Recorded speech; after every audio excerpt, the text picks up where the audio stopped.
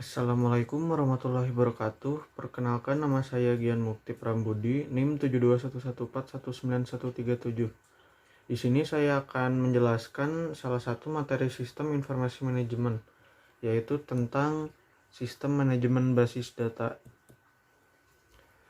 Manajemen sumber daya data. Data itu merupakan suatu informasi. Jadi, data itu merupakan sumber daya yang penting bagi organisasi yang perlu dikelola, seperti mengelola aset penting dalam bisnis lainnya. Saat ini, perusahaan tidak dapat bertahan hidup atau berhasil tanpa data yang berkualitas mengenai internal dan lingkungan eksternal mereka. Kita lanjut. Organisasi data. Komputer pada awalnya digunakan untuk memecahkan masalah-masalah yang membutuhkan kalkulasi angka yang rumit, yang membutuhkan sedikit input dan output.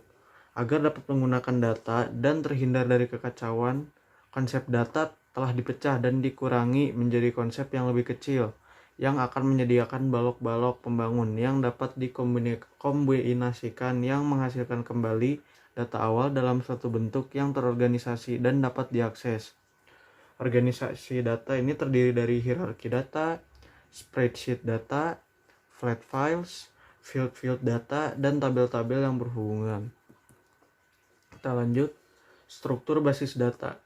Struktur basis data adalah cara data di organisasi agar pemrosesan data menjadi lebih efisien. Struktur ini kemudian diimplementasikan melalui suatu sistem manajemen basis data. Nah, dalam basis data itu ada yang namanya sistem manajemen basis data atau bisa disebut DBMS. Ini merupakan suatu piranti lunak yang menyimpan struktur basis data itu sendiri, hubungan antara data di dalam basis data, nama-nama formulir, jenis-jenis data, angka di belakang desimal, jumlah karakter, nilai-nilai default, dan seluruh uraian field lainnya. Nah, struktur basis data ini dibagi tiga.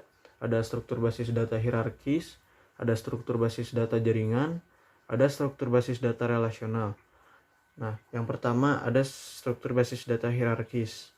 Struktur hierarkis ini dibentuk oleh kelompok-kelompok data subkelompok dan beberapa subkelompok lagi seperti cabang dari sebuah pohon. Untuk mendapatkan sebuah record dari satu cabang ke cabang lainnya mengharuskan sistem manajemen basis data tersebut menavigasi kembali ke persimpangan umum dari cabang-cabang tersebut. Nah, yang kedua ada struktur basis data jaringan. Struktur basis data jaringan dikembangkan untuk memungkinkan penarikan record-record tertentu. Struktur jaringan memecahkan permasalahan keharusan untuk menarik balik hingga kembali ke cabang yang menyatukan basis data. Yang ketiga ada struktur basis data relasional. Struktur basis data relasional itu merupakan sekumpulan basis data seperti terlihat sekumpulan tabel-tabel yang mirip tabel-tabel spreadsheet. Relasi di antara tabel tidak disimpan sebagai petunjuk atau alamat. Sebagai gantinya, relasi antar tabel bersifat implisit. Membuat basis data.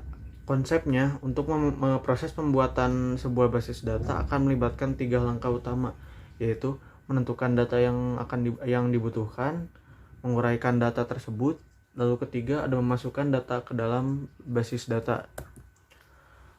Lanjut ke menggunakan basis data. Kita biasanya berinteraksi dengan sebuah basis data dari sebuah komputer pribadi, meskipun data tersebut berada di tempat lain dalam jaringan. Formulir, laporan, dan query adalah metode-metode umum yang dipergunakan untuk mengakses basis data yang disimpan dalam suatu sistem manajemen basis data. Laporan dan informasi. Mayoritas interaksi pengguna dengan basis data adalah melalui laporan dan formulir. Sebagian besar vendor piranti lunak basis data menawarkan GUI yang memudahkan pembuatan formulir dan laporan. Perbedaan terbesar antara formulir dan laporan adalah dalam formatnya. Formulir secara tipikal menempatkan satu record saja dalam satu waktu dan tidak memberikan ikhtisar data dan biasanya tidak melakukan agregasi data dari banyak tabel basis data. Nah, sini ada beberapa. Yang pertama ada navigasi.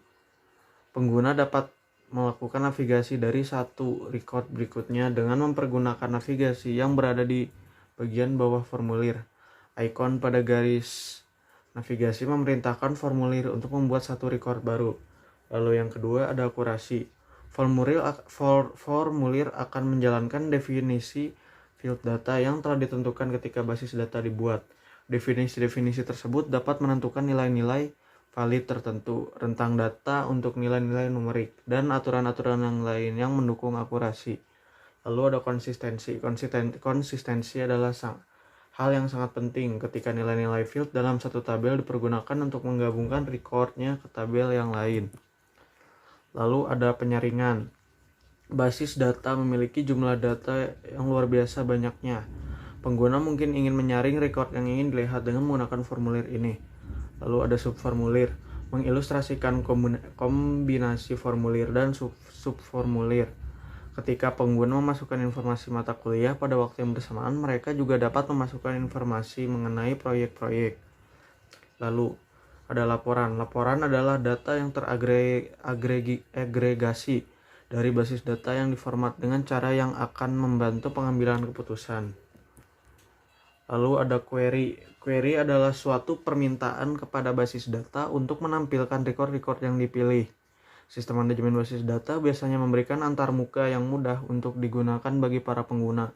Lalu ada bahasa query struktur atau biasa disebut SQL. Adalah kode yang digunakan oleh sistem manajemen basis data relasional untuk mengerjakan pekerjaan-pekerjaan basis datanya. Lalu ada pemrosesan basis data lanjutan. Pemrosesan analitis online, Analytical Processing atau OLAP, telah menjadi hal yang semakin umum dalam piranti lunak sistem manajemen basis data. Vendor-vendor memasukkan fitur ini untuk memungkinkan dilakukannya analisis data yang mirip dengan statistik cross tabulation. Personel basis data. Personel basis data itu ada 3. Yang pertama ada administrator basis data, ada programmer basis data, lalu ada pengguna akhir. Administrator basis data, spesialis informasi yang ahli dalam mengembangkan, menyediakan, dan mengamankan basis data adalah administrator basis data. Tugas-tugas DBA atau database administrator dapat dibagi menjadi 4 area utama, yaitu perencanaan, implementasi, operasi, dan keamanan. Lalu yang kedua ada programmer basis data. Programmer basis data menunjukkan spesialisasi dan seleksi tingkat tinggi. Mereka seringkali memiliki lebih banyak pengalaman dan pelatihan daripada programmer lain yang dimiliki oleh perusahaan. Lalu ada pengguna akhir. Pengguna akhir tidak dapat diabaikan sebagai personel penting yang berinteraksi dengan basis data. Mereka membuat laporan dan formulir, memberikan query kepada basis data, dan menggunakan jawaban dari basis data mereka untuk mengambil keputusan yang akan mempengaruhi perusahaan dari unsur pokok lingkungannya. Nah, ini ada kelebihan DBMS. Yang pertama ada kepraktisan DBMS ini menyediakan media penyimpan permanen yang berukuran kecil namun banyak menyimpan data jika dibandingkan dengan menggunakan kertas. Lalu yang kedua ada kecepatan. Komputer dapat mencari dan menampilkan informasi yang dibutuhkan dengan cepat. Lalu yang ketiga ada mengambil data secara tepat, cepat, dan praktis. Lalu yang keempat ada meningkatkan keamanan data. Yang kelima ada mengurangi kejemuan. Yang keenam up to date. Nah, jadi informasi yang tersedia itu selalu berubah dan selalu akurat setiap saat. Lalu yang ketujuh ada memudahkan pengguna dalam menggali informasi dari kumpulan data. Lalu yang kedelapan ada mengurangi duplikasi data atau data redundansi. Yang kesembilan ada meningkatkan keamanan data. Yang kesepuluh ada memudahkan pengguna dalam menggali informasi dari kumpulan data. Yang ke-11 ada meningkatkan pemeliharaan data dan data melalui independensi data. Nah, lalu ada kekurangan DBMS. Yang pertama ada biaya kebutuhan untuk mendapatkan perangkat lunak dan perangkat keras yang tepat itu cukup mahal. Lalu yang kedua memperkerjakan dan mempertahankan DBA. Yang ketiga sangat kompleks.